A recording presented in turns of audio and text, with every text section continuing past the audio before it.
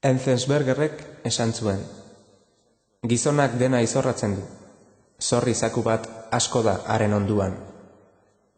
Margolariak esan zuen: kolore gorririk ez nire kuadroetan, politikoki zuzena izan nahi dut, eta odoltanta guztiek berdin mindu behar naute.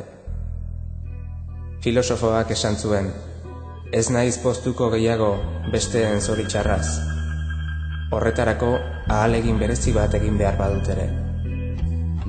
Eskaleak esan zuen: zubiak zilar paperezkoak beti koldarretzat. Abeslariak esan zuen: utopia ez alda Coca-Cola lata bat. Ekilibristak esan zuen: ez, sarerik gabe ez.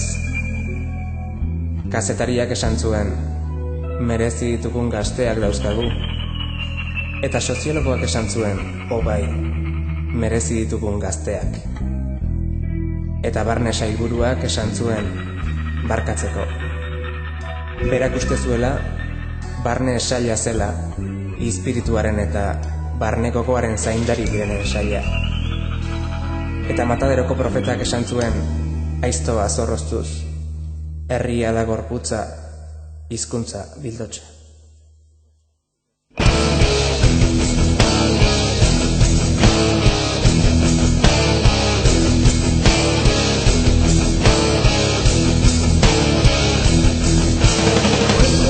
Bizitza klandestinoa zeramanak esan zuen: arma bilakatuko naiz leihopean ibilita, lurreko hautsa biltzen jarraitzen badu.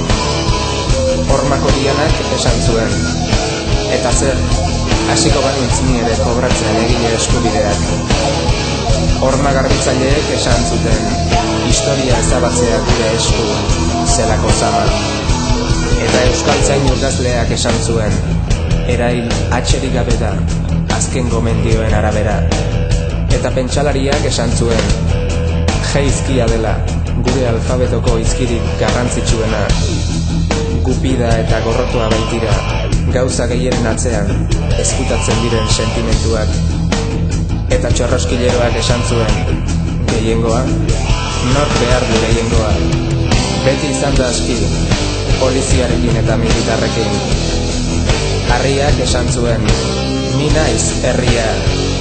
Baina disidente batek, hilarriak esan zuen: ez, ni naiz demokratikoki hautatu zenuten ordezkaria. Homo sapiensa gaizki eginda dago, diot, zizarezaku batek asko balio du gure ondoan.